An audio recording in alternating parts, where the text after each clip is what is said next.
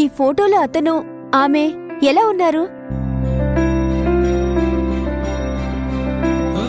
ఇద్దరు best couples కదా?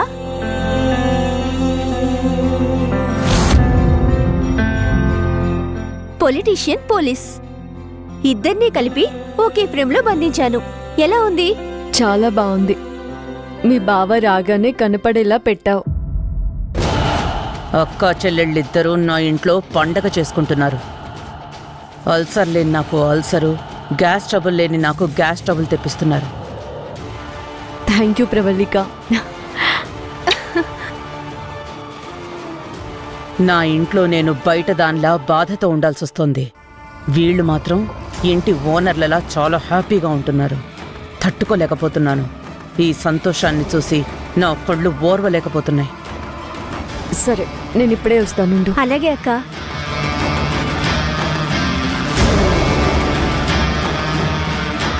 అక్క, బావా, మీరు ఎలా అయితే జంటగా ఉన్నారో నేను విజయ్ కూడా ఒక్కటిగా కలిసి ఉండాలనుకుంటున్నాం. ఇది మనుషులతోనే కాదు, ఫోటోలతో కూడా మాట్లాడుతుందా?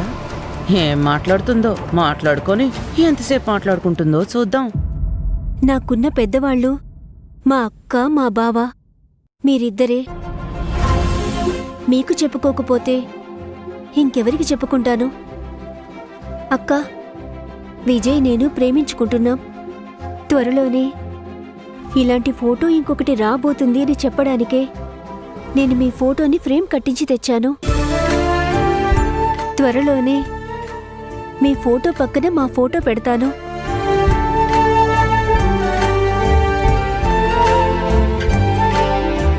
అమ్మా ప్రవళిక, ఏంటమ్మా? ఒకసారి ఇలా రామ్మా. వస్తున్నానమ్మా.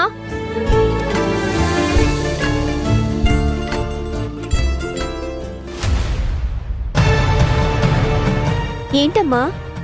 నువ్వెళ్ళి అక్క బావని తినడానికి రమ్మని చెప్పు.